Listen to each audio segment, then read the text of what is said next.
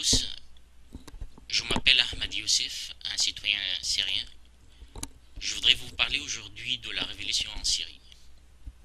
Il y a 80 jours, une quinzaine d'enfants de la ville de Daraa en Syrie chantent et écrivent un slogan inspiré de la révolution égyptienne. Ils chantent: le peuple veut la chute de régime. Ils ont été aussitôt arrêtés et torturés par les services de sécurité. Et après plusieurs tentatives pour faire libérer les enfants, la communauté de Daraa a commencé à manifester massivement. Les services de sécurité tirent à balles réelles sur les manifestants. Et depuis cette date, les manifestations ont pris de l'ampleur dans toute la Syrie, tout comme la répression. Plusieurs villes sont aujourd'hui encerclées par l'armée, dans certains cas privées d'électricité, de téléphone, de nourriture et d'eau. Ainsi, quotidiennement, dans toutes les régions de la Syrie, les forces de sécurité tirent sur les manifestants et l'achèvent ensuite les blessés à coups de matraque dans la rue ou dans les hôpitaux. Les unités militaires spéciales dirigées par le frère de Bachar al-Assad, par le frère du président Maher al-Assad, sont des gendarmes de carrière. Ils s'habillent en civil et attaquent une population qui ne porte que de fleurs et des branches d'olivier en signe de pacifisme. Les manifestants demandent la libération de tous les prisonniers d'opinion, la démocratie, la fin de la corruption, des lois d'exception et de l'ingérence des forces de sécurité dans tous les aspects de la société.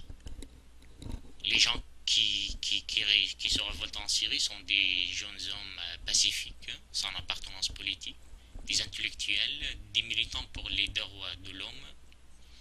Ils aspirent tous à la liberté. Ils ne portent que pour seule arme leur voix pour condamner la tyrannie du régime syrien. Selon le bilan fourni par des militants et des associations des droits de l'homme, plus de 1200 personnes auraient été tuées jusqu'à aujourd'hui, sans compter les disparus, et plus de 13 100 prisonniers. Les réfugiés sont plus de 5 000. Mais malgré ces massacres, il n'y a pas de vrai engagement de la part de l'ONU pour la protection des civils en Syrie. Le peuple syrien entend de l'ONU une attitude politique engagée envers leur révolution. Le 27 avril, le Conseil de sécurité de l'ONU s'est réuni mais n'est pas parvenu à prendre une résolution. Malheureusement, la Russie et la Chine empêchent jusqu'à aujourd'hui l'ONU de prendre cette résolution, malgré que le Conseil des droits de l'homme de l'ONU a accusé le gouvernement syrien de crimes contre l'humanité et a réclamé une enquête. Malgré tous les sacrifices et le grand nombre de blessés et de morts, le peuple syrien se sent gagné par un sentiment de liberté et attend de vous les citoyens du monde, un soutien pour mettre la pression sur leur régime.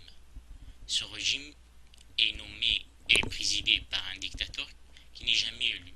Il a hérité le pouvoir de son père et est surnommé le tueur des enfants. Le peuple syrien compte sur vous.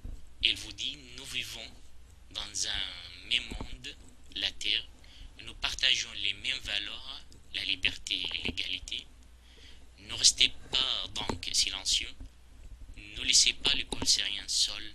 Faites ce que votre conscience vous ordonne.